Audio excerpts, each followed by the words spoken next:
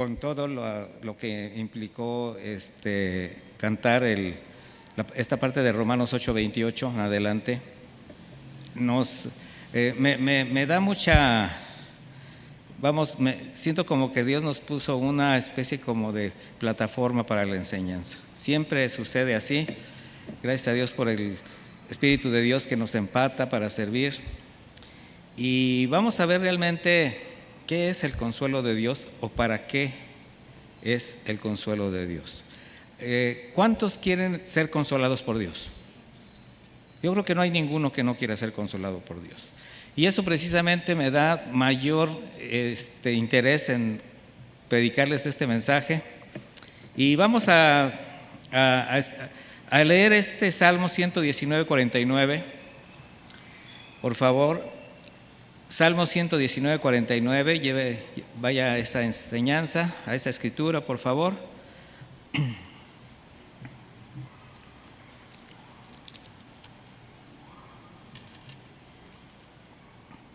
Dice de esta manera: acuérdate de la palabra dada a tu siervo, en la cual me has hecho esperar. Ella es mi consuelo en mi aflicción. Porque tu dicho, o sea, tus palabras, me han vivificado, me han dado vida. Se traduce también como me han dado esperanza. Mire, desde que el hombre se apartó de Dios a causa de su pecado, en toda generación, las adversidades y las aflicciones han formado parte de su vida. Una lucha, especialmente por cubrir sus necesidades esenciales, de ahí parten muchas cosas. El Señor, estoy mencionando, en Génesis 3:9 le dice al hombre, después de su pecado, de haber sido confrontado: con el sudor de tu frente comerás el pan hasta que vuelvas a la tierra, pues de ella fuiste tomado, porque polvo eres y al polvo volverás. O sea, esto habla de que en el momento de ser apartados del Señor, las complicaciones llegaron a la vida del hombre. Y desde ese lamentable día, que podría yo pensar que ha sido el día más oscuro del hombre, ser apartado de Dios, así ha sido. Sin embargo, no todos aceptan la voluntad de Dios. No todos están de acuerdo con el hecho de que las situaciones empiecen a tornarse difíciles, ¿verdad?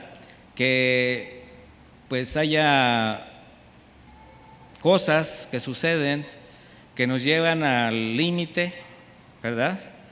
Sin embargo, siempre ha habido un remanente confiado, que confía en el Señor, un remanente fiel, un remanente que acepta su voluntad, y eso, mis hermanos, le ha permitido gozar de su cuidado y de su consuelo. Quienes se ponen en contra de la voluntad de Dios y hasta reclaman por qué les suceden ciertas cosas, se ponen en la situación más complicada porque no reciben ni siquiera el abrazo, el consuelo, el consejo de Dios, rechazan todo.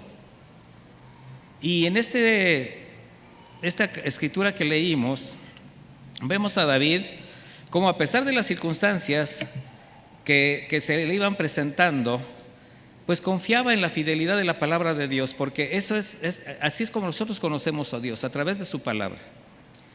Sabía que podía esperar, dijo: tu palabra me hace esperar confiadamente en tus promesas, y en ellas estaba su consuelo. David reconocía, mis hermanos, que solo en las palabras del Señor había vida eterna. Lo mismo que externó Pedro cuando el Señor les dice: bueno, finalmente, después de todo esto, ¿ustedes también se quieren retirar? ¿A dónde iremos, Señor? Entonces, sabemos que no es fácil vivir en un mundo que, conforme pasa el tiempo, se deteriora cada vez más y genera en el ánimo de la gente, de las personas, desconfianza, desánimo, por todo lo que representa la vida que estamos llevando, de acuerdo al entorno que vives. Satisfacer en ocasiones nada más temporalmente las necesidades materiales, físicas y sentimentales, a veces así como robándole un poco de alegría a la vida, ¿Por qué? Porque los tiempos son malos. Sin embargo, hay algo, mis hermanos. Cuando el hombre no reconoce esta parte, debido a su naturaleza, debido al entorno en que viven, no se dan cuenta que la mayoría de las circunstancias adversas o los problemas que se llegan a presentar o que experimentan son generados por ellos mismos. Necesitamos ser conscientes de que mucho de lo que sucede en nuestras vidas nosotros mismos lo hemos provocado por nuestra manera de pensar, de actuar, de decidir. Y alguien que no recibe llamémosle esta confrontación, pues difícilmente podrá aceptar que no solo son responsables de lo que están viviendo, sino que forman parte del problema. Y así estábamos nosotros, así estaba yo, así estaba usted, hasta que el Señor llegó a revelarnos nuestra condición. ¿Cuál condición? La condición espiritual, moral. Y eso le dio claridad a nuestra existencia. ¿Cuántos de nosotros vivíamos engañados pensando que todo lo hacíamos bien y que el mundo estaba en nuestra contra? Muchos.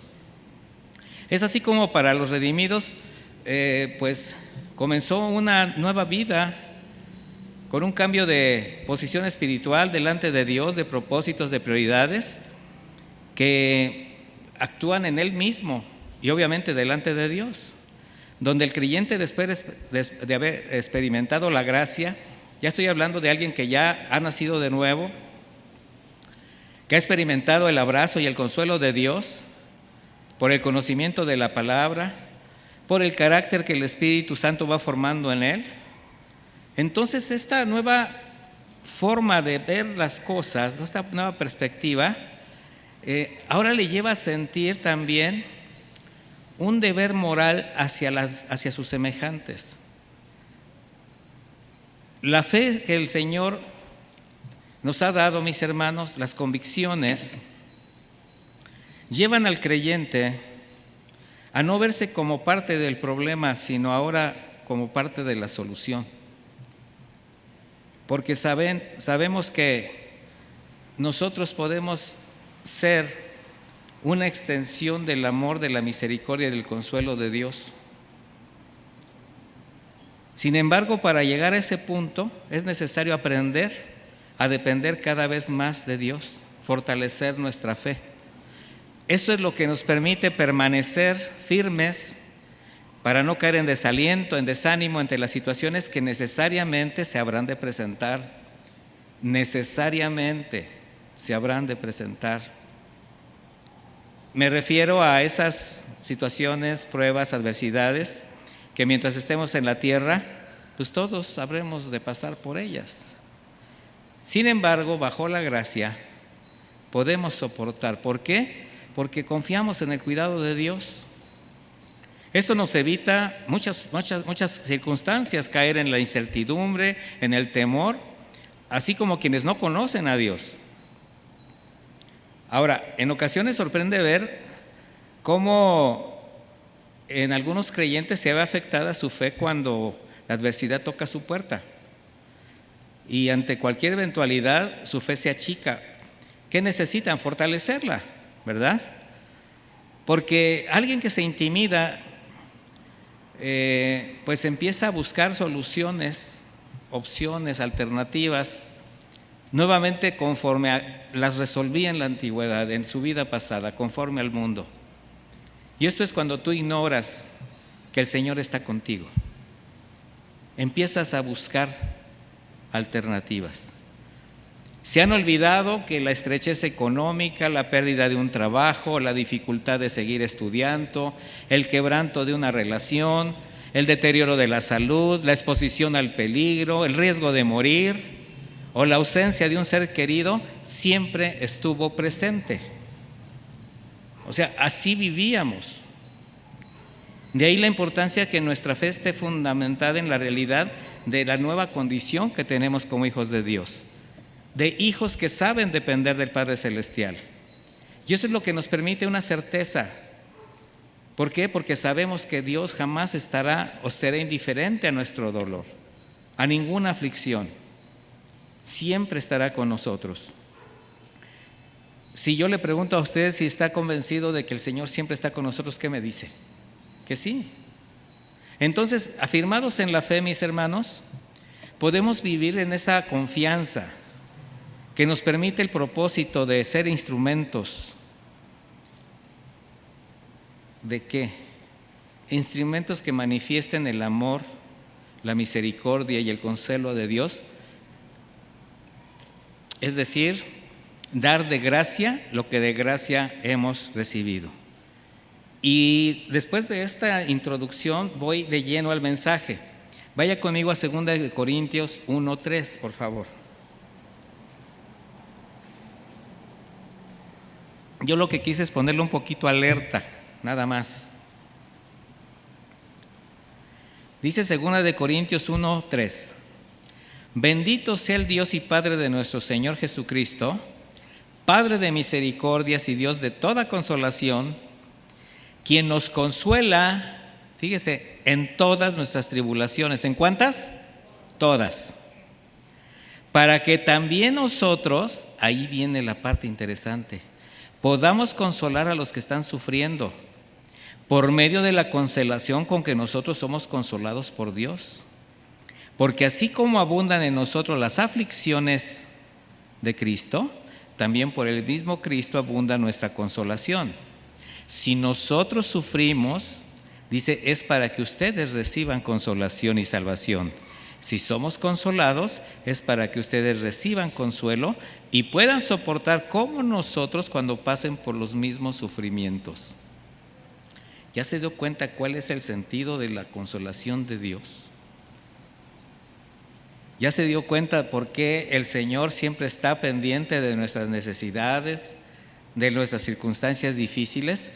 Porque nos quiere usar para bendecir a otros. Y ahí es donde a veces nosotros como que no entendemos esa parte de que vamos a ser así como la semilla que para poder dar fruto tiene que ser sembrada, tiene que morir. La palabra consolación se traduce de un vocablo paráclesis, que significa la capacidad y disposición de prestar ayuda. Esa es consolación. También se traduce como uno que es llamado al lado de otro para apoyarle. Uno que es llamado al lado del otro para apoyarle. Este término se usaba en las cortes, en los juicios, para señalar a un defensor que aboga por la causa de otro, o sea, de un intercesor, alguien en quien se podía apoyar. En un sentido más amplio, entonces, se refiere a alguien que socorre, que abraza, que consuela, tal como el Señor lo hizo con sus discípulos, tal como lo hace el Señor cada vez que tenemos una circunstancia difícil. Mire, el Señor antes de partir le da una promesa que evidentemente para los discípulos debió haber sido un consuelo. Dice Juan 14:25: les he dicho estas cosas mientras estoy con ustedes. Y está hablando de todo su consejo. Dice: pero el Espíritu Santo, a quien el Padre enviará en mi nombre, los consolará y les enseñará todas las cosas y les recordará todo lo que yo les he dicho.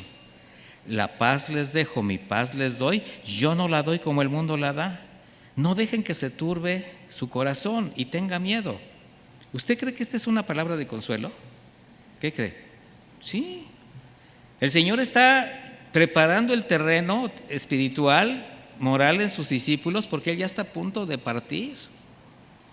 Entonces, mis hermanos, si consolar es estar uno al lado de otro, la consolación de Dios significa que así como el Señor lo expresó, Él estará con nosotros siempre. Y eso es algo que tenemos que tener como una convicción. ¿Cuándo estará con nosotros? En cada momento, en cada situación que se llegue a presentar, para guardarnos, para fortalecernos. Ahí, mis hermanos, cuando la adversidad acecha, levantarnos cuando nos sentimos débiles o abatidos. Ahora, yo le quiero preguntar, ¿quién de ustedes no ha disfrutado esto? ¿Quién de ustedes no ha experimentado esto? O sea, no es algo para ver, es algo que hemos experimentado y es algo que sabemos que en todo momento el Señor estará. Un consuelo completo, perfecto, personal, paternal, justo para cada necesidad. Porque no hay nada que su gracia no pueda sanar y sostener. Y esa confianza permite a los creyentes descansar en esa paz que sobrepasa todo entendimiento. ¿Por qué? Por el consuelo y cuidado de Dios. Porque todo va a obrar para bien. ¿Por qué va a obrar para bien? Porque el Señor está con nosotros. A eso se refería.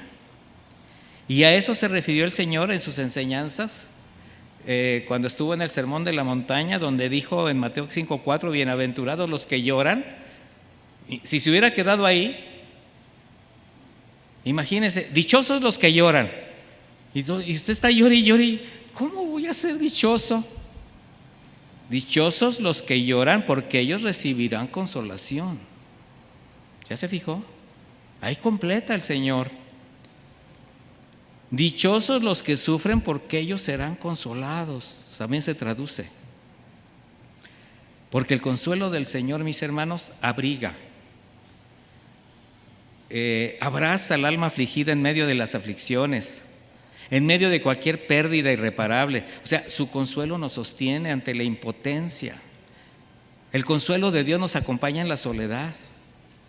Sin embargo, los hijos de Dios debemos entender que hay un propósito de Dios en su consolación, además de abrazarnos, fortalecernos y acompañarnos, porque esa es la parte que todos queremos. Yo quiero el consuelo de Dios, yo quiero el abrazo de Dios, yo quiero la provisión de Dios, sí, pero Él todo nos lo da para que después hagamos lo mismo con quienes tienen necesidad y dolor. Abrazarlos, consolarlos, acompañarlos. Somos los que ahora fuimos llamados a estar a un lado de otro. ¿Para qué? Para sostenerlo, para levantarlo, para apoyarlo. Bajo la gracia y el consuelo de Dios, mis hermanos, es una extensión de su misericordia a través de la iglesia. Y esta convicción es la de un corazón agradecido por haber sido alcanzado por la compasión de Jesucristo. Y eso es lo que nos va a hacer llevarla a nuestros semejantes. Tener misericordia por los demás.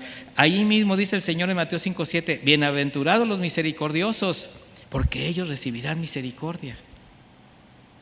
¿Usted quiere recibir misericordia, mi hermano? ¿Sí o no?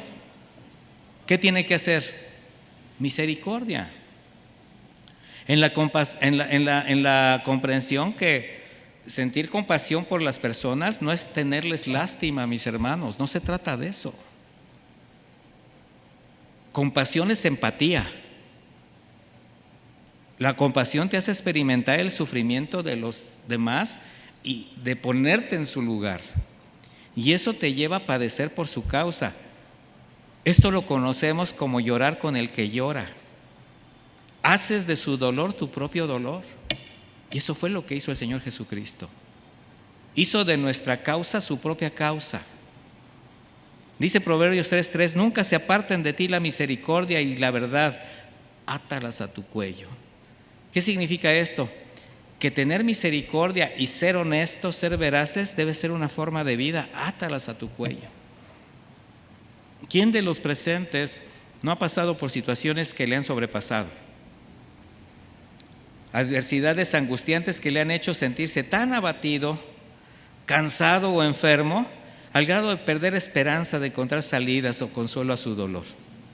Mire, por una condición natural, o sea, de estar apartados de Dios, todos los hombres, en mayor o menor proporción o frecuencia, experimentamos diversas situaciones. Todos. Y los cristianos no somos la excepción, no lo somos, aunque confiese positivo. Porque eso es algo que ha lastimado mucho a la iglesia. El riesgo del engaño de creer que seguir a Cristo es una inmunidad contra el dolor, el sufrimiento y la escasez es peligrosísima. ¿Sabe por qué? Porque cuando tienen que enfrentarlo, porque de que lo tienen que enfrentar, no tienen nada en dónde ampararse. No fueron enseñados de esa manera. No han entendido que las aflicciones son consecuencias de la naturaleza caída y de vivir en un mundo corrupto. O sea, simplemente son consecuencias de lo que nosotros tenemos que estar experimentando el día a día. En Job 5:6, le voy a leer, ahí acompáñeme en su lectura. Dice: porque la aflicción no sale del polvo, ni la molestia brota de la tierra. Dice: pero como las chispas se levantan para volar por el aire, así el hombre nace para la aflicción. Se lo voy a leer en una versión más actual. Dice: ni la aflicción y los sufrimientos brotan de la tierra sin razón alguna. En cambio nosotros somos como las chispas, saltamos por el aire tan solo para morir. O sea, las situaciones se van a presentar y ahí andamos brincando de un lado a otro. ¿Por qué? Porque finalmente es algo que tiene que suceder. ¿Sí está usted consciente de esto, que son cosas que tienen que suceder? De manera que los problemas, mi hermano, la enfermedad, la escasez, la vejez, hay quienes hasta por empezar a envejecer se sienten así como que: ay, ya me salieron 3 canas, ay, mira nada más esta panza, pues ya no comas pan. Y demás tribulaciones, la muerte en sí misma, son experiencias por las que todo ser humano tendrá que pasar. Y la negación de esa realidad conduce a la desesperanza, a la frustración, a la amargura. ¿Por qué no ver las cosas como son y entender que Dios está con nosotros? Los creyentes reconocemos la soberanía de Dios, confiamos en su misericordia, sabemos que seremos guardados y consolados a tiempo. A veces nosotros nos desesperamos, la paciencia no forma parte de nuestro chip, pero el Señor nos ha mostrado la importancia de ser pacientes y esperar en Él. Bueno, todo esto que yo digo, mis hermanos, no obstante, muy pocos reconocen que ser sostenidos y consolados en medio de las pruebas es parte como de una capacitación para aprender a acompañar y ponerse al lado de quienes algún día el Señor va a acercarles. Yo estoy convencido que muchos de ustedes ya han ejercido este precioso ministerio de consolar a otro, que ya el Señor ya les ha puesto a alguien a su lado. ¿Por qué? Porque el Señor está también confiando en sus hijos. Y esto responde a las preguntas de muchos creyentes que no entienden este proceso de gracia. Esas preguntas: ¿por qué Dios permite que me pase esto a mí? A mí. ¿Por qué tantas situaciones tan difíciles? ¿Por qué a mí, Señor? Y yo le preguntaría: ¿y por qué no a ti? ¿De verdad? ¿Por qué a mí mejor? Y vas a empezar a buscar a ver a quién le endosas tu desgracia. Yo creo que sería muy cruel. ¿Por qué a ti? Porque el Señor sabe que las necesitas, que las vas a pasar. Con la prueba pone la salida. ¿Y sabes para qué? Para que después consueles a otros. Él te está capacitando. ¿Cuántos han blasfemado en contra de Dios al estar bajo su trato? Por el paso por las pruebas, las aflicciones, la disciplina. Y hasta reclaman diciendo: si Dios me ama, ¿por qué permite que yo sufra de esta manera? ¿Que acaso no soy su hijo? Sí. Y precisamente por ser su hijo, por eso lo hace. Es lamentable el contraste que entre los creyentes de antaño, que clamaban por la misericordia de Dios, y ahora ver en la iglesia tanta irreverencia reclamando y exigiendo derechos que no tienen. La iglesia del pasado clamaba, la iglesia del presente reclama. Qué lamentable. Hebreos 12:5 dice: ¿que hayas olvidado la exhortación que se les dirige como a hijos? Hijo mío, no tengas en poco la disciplina del Señor, ni desmayes cuando seas reprendido por Él, porque el Señor disciplina al que ama y castiga al que recibe como hijo. Permanezcan pues bajo la disciplina. Dios los está tratando como a hijos, porque ¿qué hijo es aquel a quien su padre no disciplina? Pero si están sin la disciplina de la cual todos han sido participantes, entonces son ilegítimos y no hijos.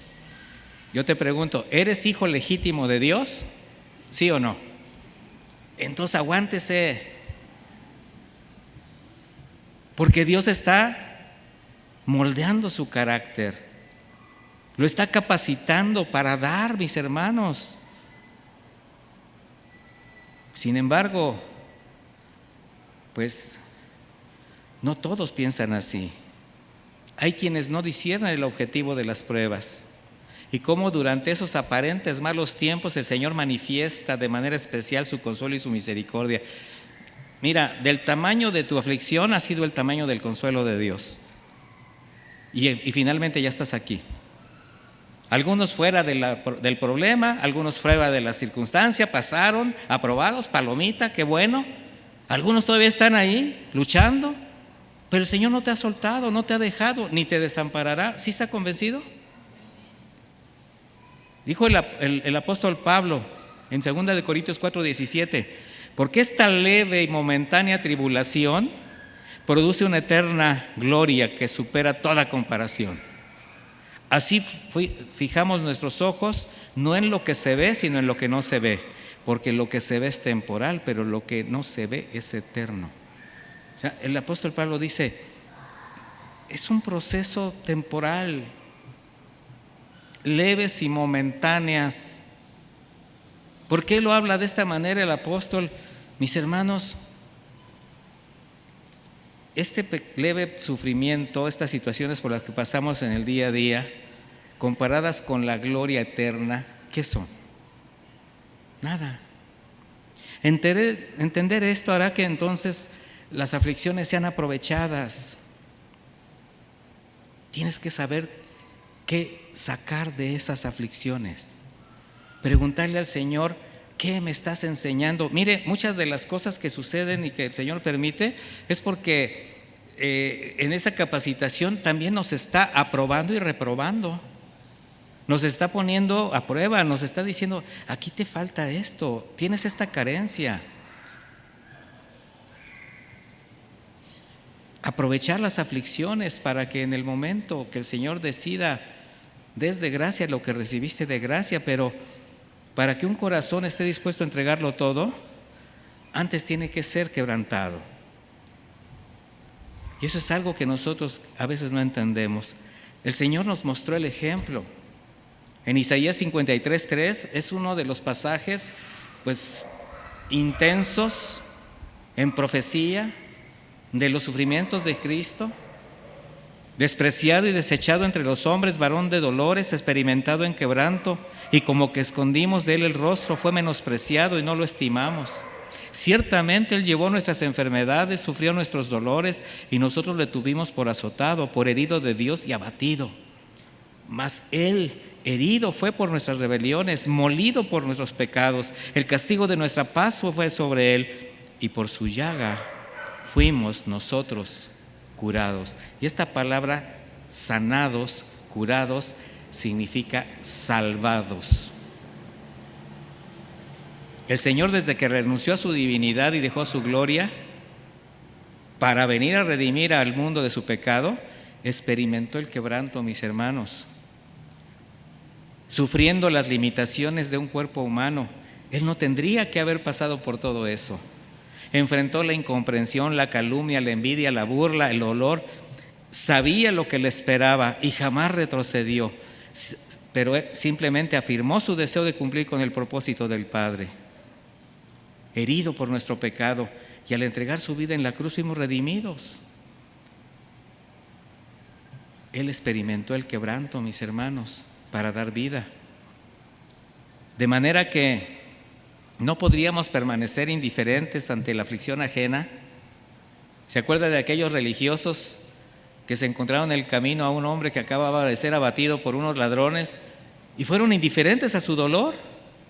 Sin embargo, un hombre que fue tocado a misericordia, compasivo, hizo lo correcto.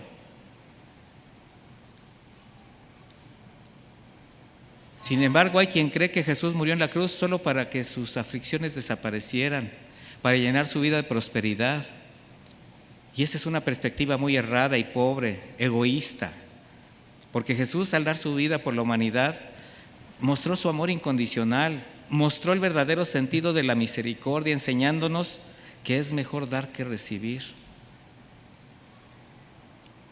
Todo este engaño, mi hermano, de que pues sabemos ese tipo de doctrinas, esa manipulación conveniente a intereses personales, pues por esa causa se cuentan por millones los que, diciéndose cristianos, solo ven a Dios como un banco con las bóvedas abiertas o una fuente de inmunidad a todo tipo de sufrimiento. Su mente no renovada no les permite ver a Dios como el Dios de toda misericordia, de toda gracia, que extiende su cuidado porque es bueno. Por eso no se acercan a Él por amor y gratitud.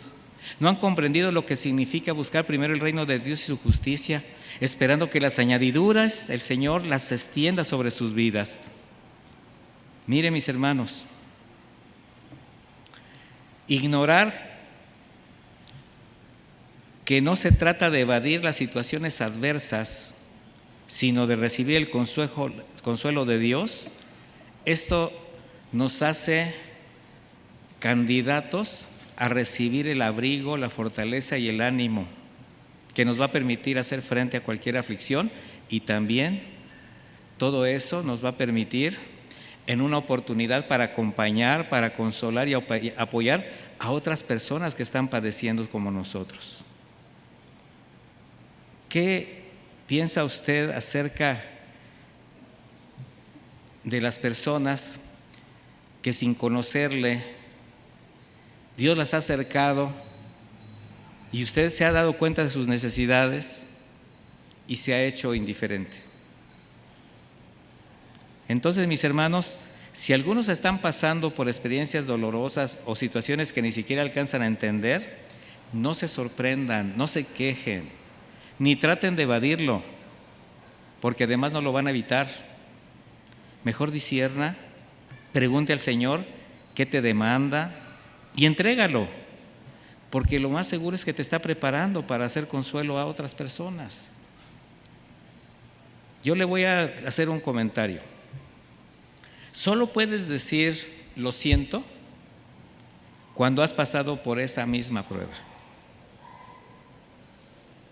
Si alguno de ustedes nunca ha sufrido la pérdida de sus padres y va a un funeral y le dice a los demás, lo siento mucho, yo sé que ese lo siento mucho es sincero, porque está viendo la tragedia para la persona. Pero cuando usted pasó por ese evento de perder a sus padres, ese lo siento se va con todo el corazón. ¿Sí me entendió? Entonces, mis hermanos, cuando alguien ha experimentado el dolor, nadie mejor que él para llevar consuelo a quien esté pasando por una situación similar. Eso le va a permitir ejercer pues yo le llamaría hermoso ministerio de la consolación. Jesús mostró ese carácter compasivo. Durante su estancia en la tierra es evidente su compasión.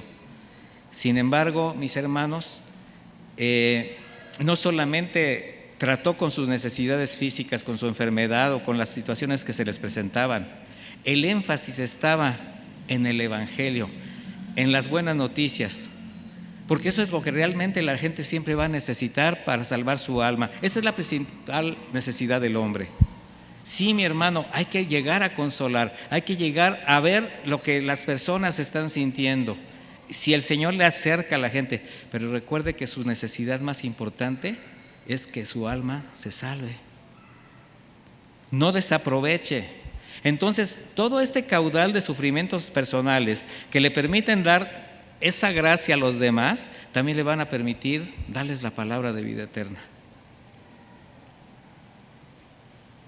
Por tanto, si estás sufriendo algo, solo confía, no desfallezcas.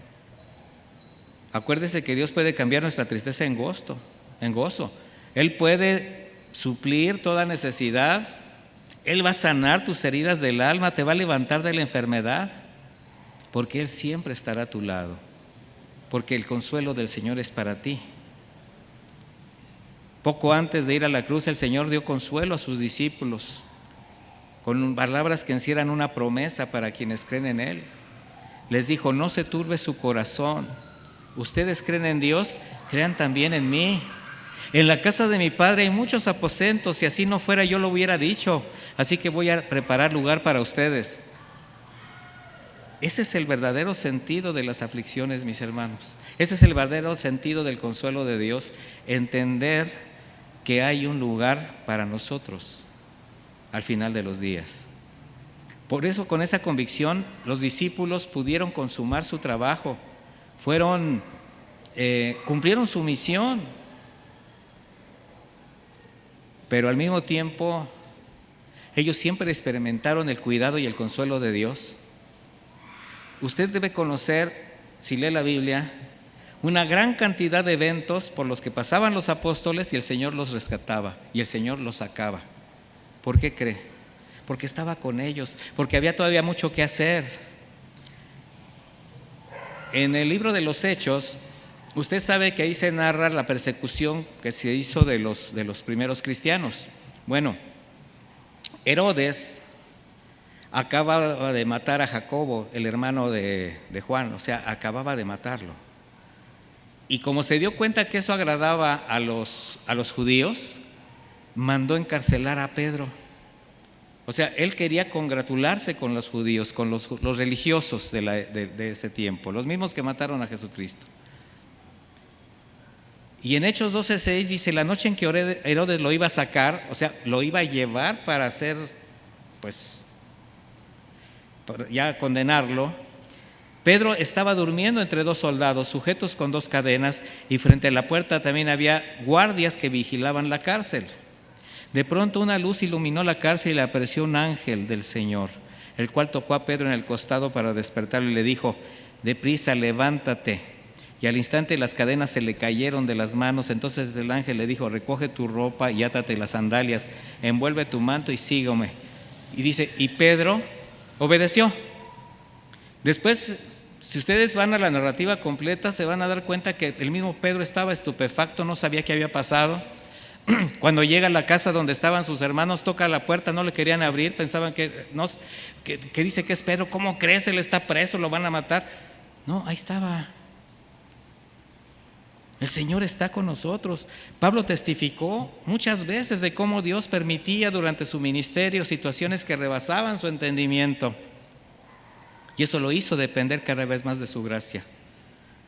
Pruebas, dificultades, con el propósito de aprender, de experimentar el consuelo de Dios, la provisión, su cuidado, para a su vez Él seguir consolando.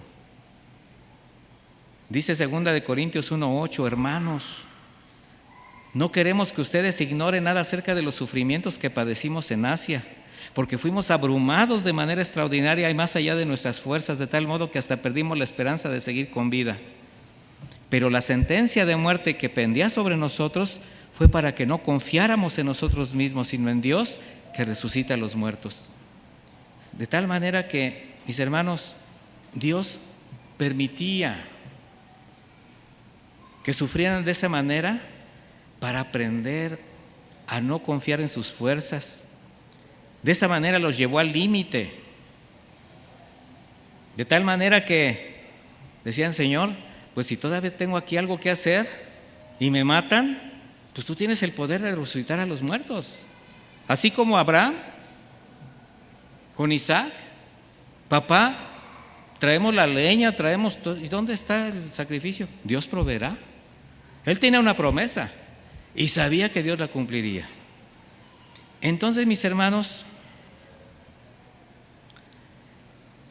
necesitamos entender que el proceso de Dios en todo esto que nos acontece es personal. Dios no va a clonar circunstancias y situaciones. A veces queremos ver los ejemplos bíblicos como diciendo, bueno, pues si así fue con Pedro, con Pablo, con Juan, que sea igual conmigo. No, mi hermano, va a ser individual. A cada uno de ellos le extendió su propia misericordia, su gracia, su cuidado, y tuvieron diferente tipo de aflicciones. Tuvieron un término. El Señor les ponía también límites. De tal manera que no podemos pensar en vivir las experiencias de otros. Por ejemplo, para Juan Bautista su trabajo fue anunciar el camino del Señor y lo hizo con humildad y obediencia. Cuando envió a sus discípulos a preguntar si el Señor era el Mesías, una respuesta fue suficiente: vayan y hagan saber a Juan las cosas que oyen y ven. Y con eso quedó tranquilo. Los ciegos ven, los cojos sanan, los leprosos son hechos limpios, los sordos oyen, los muertos son resucitados y a los pobres se les anuncia el Evangelio. Juan descansó en ello. Hasta ahí fue su momento. Pedro experimentó la disciplina a su orgullo, el dolor, en ese zarandeo. A Pablo le dio un aguijón para tratar con su carácter. De la misma manera permitió aflicciones en la vida de todos los que conocemos. Y no solamente en la Biblia. ¿Conoce usted siervos de Dios probados que han pasado por pruebas y sufrimientos y también usted ha sido testigo de cómo el Señor los ha guardado a lo largo de su vida? Y estoy hablando de siervos actuales. ¿Por qué? Porque nosotros conocemos y confiamos en el Dios de toda misericordia, el Dios de toda consolación. Qué importante, mis hermanos, es que tengamos esa capacidad de recibir, de aceptar la voluntad de Dios. Estamos en el camino, estamos conociendo cada vez más al Señor, estamos pasando por diferentes circunstancias, pero jamás, mis hermanos, vamos a alcanzar a conocer todo lo que el Señor tiene para cada uno. Todo lo que el Señor todavía quiere revelarse a cada uno. ¿Se acuerda después que Job pasó por todo lo que pasó? Y también no solamente las tribulaciones de perder toda su casa, de perder sus hijos, de ser ofendido por su esposa, por sus amigos. Todo. El reconocer él mismo su condición delante de Dios. Y terminó diciendo: de oídas te había oído, mas ahora mis ojos te ven. ¿Cuántos de nosotros necesitamos conocer más al Señor? Pero para eso, mis hermanos, el Señor tiene un trato. Y el trato de Dios no ha cambiado. Así que en cada situación difícil, el Señor solamente nos va a probar, como el pueblo de Israel, para saber si habremos o no obedecer sus mandamientos. Entonces Dios nos está llevando a meditar qué tanto confiamos en Él, qué tanto estamos dispuestos a ser instrumentos de consuelo para quienes son testigos de nuestra fe y conozcan al único que los puede sacar de la condición en que viven. Ese es el sentido del consuelo de Dios. Por eso todas las cosas obran para bien. Dios nos amó, mis hermanos, y lo hizo evidente enviando a su Hijo. De manera que, así como Él fue probado, fue tentado, fue abrumado, fue afligido y caminó en santidad y cumplió el propósito, el Señor también está probando nuestra fe y nos quiere usar para hacer consuelo a los demás. Entonces yo les animo a que no se resistan, que su dolor no sea en vano. Como les decía hace un momento, si el grano no cae y muere, no dará fruto. Y muchos no solamente necesitan el consuelo de Dios, necesitan la palabra de vida eterna de Dios. Y tú eres el instrumento, mi hermano, pero el Señor está tratando con nosotros. Quizás algo de lo que estén viviendo les esté haciendo sentir tan angustiados que solamente ven el problema y hasta se han olvidado que Dios está con ustedes, que hay un propósito en todo lo que está permitiendo. Pero si están convencidos de la suficiencia del consuelo de Dios y el propósito de cada prueba, entonces estará en su corazón aceptar su voluntad y ser fortalecidos recibir el consuelo de Dios para bendecir a quienes el Señor ponga a su lado, para acompañarlos en su dolor. Y entonces hacer propias las palabras de Pablo, las que leímos al principio. Porque así como abundan en nosotros las aflicciones de Cristo, así también por el mismo Cristo abunda nuestra consolación. Si nosotros sufrimos, es para que ustedes reciban consolación y salvación.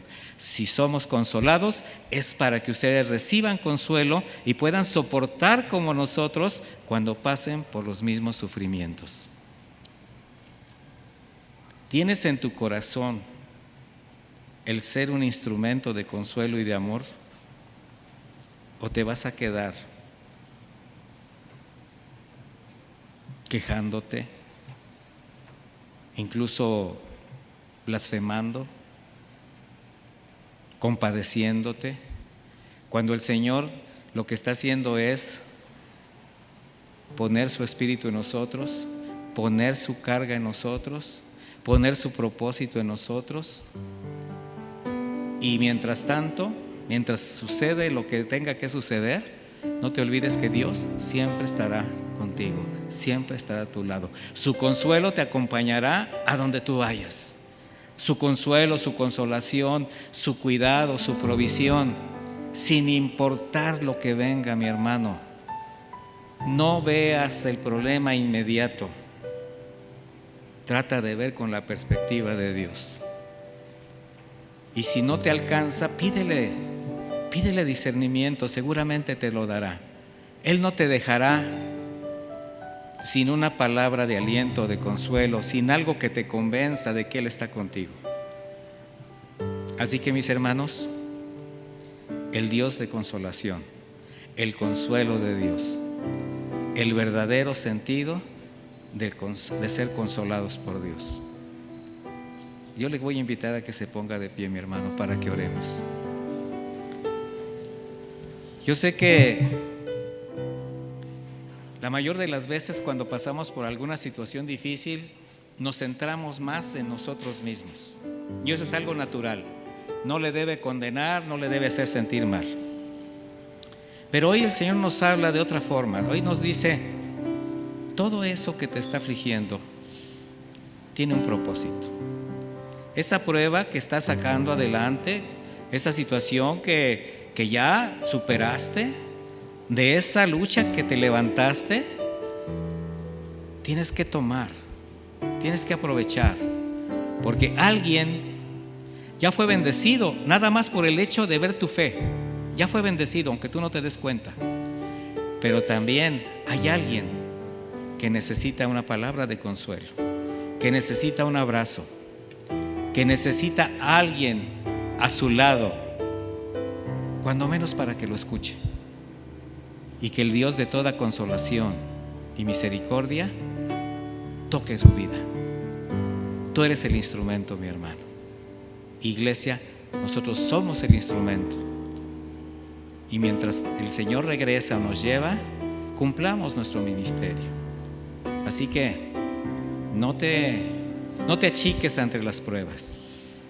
No te achiques ante las circunstancias difíciles. Antes, al contrario, dale gracias a Dios, porque tiene confianza en ti. Sabe que puedes pasar la prueba, porque sabe que hay algo que tú tienes en el corazón para dar a otros. Gracias te damos por tu palabra, Señor. Gracias porque nos bendices de tal manera que no nos queda otra opción. No hay alternativa, Señor. Confiar en ti y entender que las pruebas, las circunstancias difíciles, ahora las hemos entendido de una manera distinta. Ahora vemos tu consuelo como una forma de una mecha, un combustible, un alimento que fortalece nuestra fe para poder mostrarte a ti, para poder dar a otros lo que no tienen y así cumplir nuestra comisión, Señor. Muchísimas gracias por tu palabra. En el nombre de Jesús. Amén.